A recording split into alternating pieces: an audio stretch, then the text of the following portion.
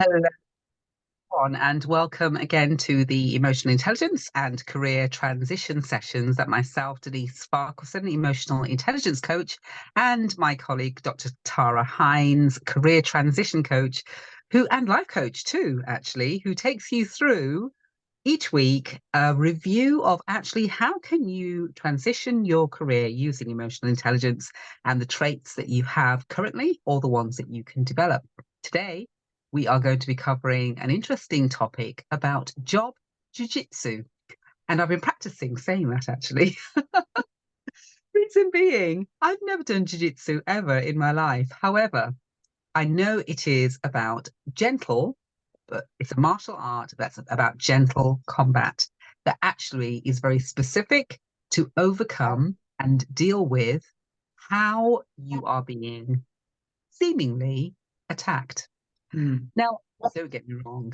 I'm not expecting you to think that we're describing how you can fight your career. That's not that at all. However, sometimes in corporate and or business, it does feel as if you are in a fight. And there are ways to use your emotional intelligence traits to deal with that seemingly combative experiences that you're going through. And the times when you may well, and I think Tara, you said this earlier, where you come home and you think, oh, how was your day? And there's a response to that, right? Absolutely. Fighting bears.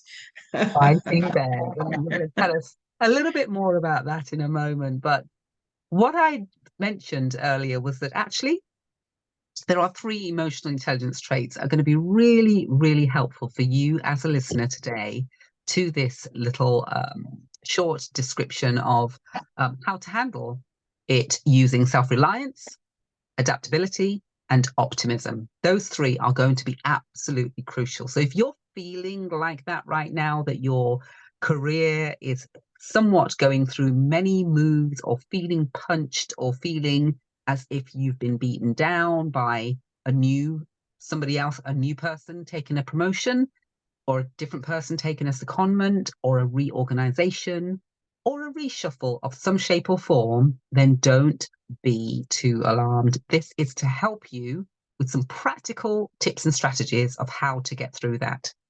So let's start with the three in short. Self-reliance. It's an ability to be able to really recognize your own abilities, your own skills. When you think of how well, how far, and how good you are, how far you've come in the role that you've done currently, as well as roles that you've done in the past, that is evidence of great delivery, great output, great performance, and great productivity. So do not forget any of the things that you have done already. And therefore, it should give you that confidence to really and truly look at the fact that you can rise above scenarios and situations that are facing you. The other emotional intelligence trait I wanted to cover now is optimism, because definitely when you're in the middle of a jiu-jitsu scenario, you've got to stay optimistic. You've got to know that there is something beyond the current workload that you've got in front of you. And again, if you think of in the past where you may well have gone through a scenario where it seemed as if there was no light at the end of the tunnel, look back, you got through it and you can get through it again. And optimism is going to be key, because sometimes the avenues that you're going to take may not quite get you to the right junction, but that's okay. It's getting you closer to where you need to be. And your optimism trait will help you stay on track for that. And then also adaptability is a really, really, I think, one of the most important emotional intelligence traits, because it will really help you consider how you manage those moves, those adjustments, those changes that will be taking place almost on a daily basis. And because of that, it will then help you to be flexible and maneuver around scenarios that may seemingly want to just knock you down. But you cannot stay down. Even if you're not physically down, you may be mentally feeling tired, weary, and is there any hope? but there is, and there's always some way that you can flex your style in your what you say to other people, in the emails that you write, and even in the journey that you start to plan out for yourself for transitioning your career. So I know Tara wants to touch a little bit on this aspect of it as well, adaptability. So Tara, why don't you come in at this point and just share with us your thoughts on this job jujitsu scenario? Yes, and you're right. Job jujitsu looks different for everyone, and you may call it something different than jujitsu. Called it fighting bears because that's how I felt many years after work in corporate America. But I definitely agree with the nuggets that you shared, and I am going to start with adaptability, because what I would like to add to that is that it's a new experience, it's unfamiliar space, whether it's a new leader, new position, new organization, or position elimination. Being able to see the space that you're in, which is a challenging space, as an opportunity, is it's really showing your ability to embrace the change and uncertainty, and choosing to have a positive attitude, choosing to move in the new space, however it's different, but choosing to show up, choosing to have those conversations, but all in a positive way. And so adaptability is really about it, being able to embrace that change and seeing it differently than what it looks like in front of you, which is also a challenge. It's not easy to do, but it does get better over time. And also, as you think about adaptability, I think it's really, really important to be able to have self-awareness while you are managing your emotions. And they really intersect, because many times we find that we get the news about changes going on in our organizations, and whether it was by choice, whether it's by force, whether you got a heads up or not, all of those things play a part in how you respond and how you also feel. And so, I shared earlier, there was an announcement that came out about a local chain restaurant just the other day who didn't notify their employees. They came into work and they were notified right there on the spot that the restaurant was closing. And as I was having that discussion, the first thing that came to mind was that organization was not very thoughtful. Yes, as an owner, your impact is different, but not being very thoughtful about the impact that it has on your employees. And, whether they live in the area, whether they have families, children, husbands, wives, the impact during the holidays, there are so many different ways that they could have done it better. And it really, so that a person making that announcement, to a group of individuals, it impacts them emotionally.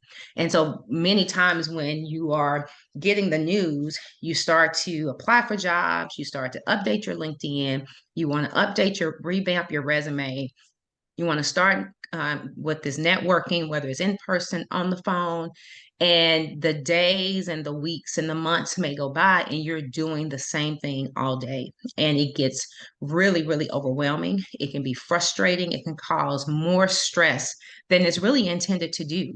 So the way that you can manage your emotion is really taking short breaks to maintain, a sense of normalcy, whether that's stepping out for lunch, whether that's taking a walk, whether that's just stepping away into another room to have a cup of tea and to watch something on TV. We take it for granted that we have to get everything done in a particular order by a certain time when we are faced with these types of challenges. And I mentioned self-awareness because it's really important, and very few people, I would say, do it, is to recognize the impact of stress and frustration that you're putting on yourself because of your actions. It's a choice that you're making. Not that the work doesn't have to be done, but does it really have to be done in the manner and the time that you're doing it? And so giving yourself the space to really digest the news that you just received is important. But as important as that is, as you start to do the work to make the determination of whether, where you're going, what that looks like, it's really, really important that you are aware of the level of stress or frustration that you may be adding to your already to your plate already, but then giving yourself the space to really step away to do whatever it looks like for you. It could be 15 minutes, it could be 30 minutes, it can be an hour, it could be Monday, Tuesday, Wednesday, or Tuesdays and Thursdays, or Monday, Wednesday, and Friday, that this is the work that I'm going to do. So having a plan is a part of that. And all of that will really be reflected in how you communicate. Being able to express your thoughts, your feelings about about the news you receive, your feelings about what you're looking for, but being able to do that in a respectful manner, in a positive tone, is important. And it's very, very hard to do that when you're frustrated, when you feel overwhelmed, when you are stressed out because of the current circumstances. So for me, it's definitely adaptability. It's always self-awareness, being able to communicate effectively, but also most importantly, how you manage your emotions will definitely help you during those challenging times. Absolutely. One of my favorite things around corporate work is learning. And you've got to really consider, I love what you just said, Tara, about taking that time out to just really just think Mm. about what are your stress levels right now? How are you managing your emotions right now? Because what it can also do is that type of announcement or reorg or reshuffle or promotion, check-in will make you determine, actually, I've had these emotions before. What did I do? Mhm. How did I handle it? How do I Mhm. overcome it this time? Is it going to be different? Is it going to be better? Is it going to be worse? um, but then It could be. also, indeed, and also consider that actually this could be the moment you've been waiting for. Mm, So therefore, this could be an amazing plan that you can put in place as well. So yes. it's not just, because guess what? When you do job jujitsu, go back to that metaphor again, analogy, somebody's got to win. Somebody has a Mhm. plan. Somebody has some tactics. Make that person be you for your career. You get your tactics ready, you get your plan in place, and you do the moves.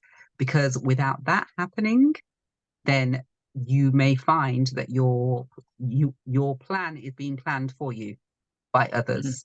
And actually, Yes. you make the decision to plan it for yourself. Mhm. So, with work that I do around emotional intelligence, I can help you really strengthen those traits that you already have in abundance, but you need them in more abundance during a time of, heightened challenge, not trauma. It's not traumatic. It sometimes can seem like it is, but it's just heightened challenge. Let's call it that for now. But you can get the help to do that. And Tara, let's talk through some of the things that you do and help others with for the transition of their careers as well. Definitely. And I work with women to really help you own your power, to take charge of your career, regardless of where you are in that process. So if you are in a transition state, I'm working with you to show up differently for yourself first, but then also how you're going to show up differently for that next opportunity. And in that, we're embracing confidence and self-esteem and allowing you or giving yourself permission, which you already have, to determine when you should go up or out of the organization. Fantastic. So please do get in touch with either of us to connect, follow, and subscribe to our channel as well. And you will hear from us next week with more information, tips, and strategies of how to maneuver through your career transition using emotional intelligence. So we look forward to hearing from you soon. Take care. Bye bye.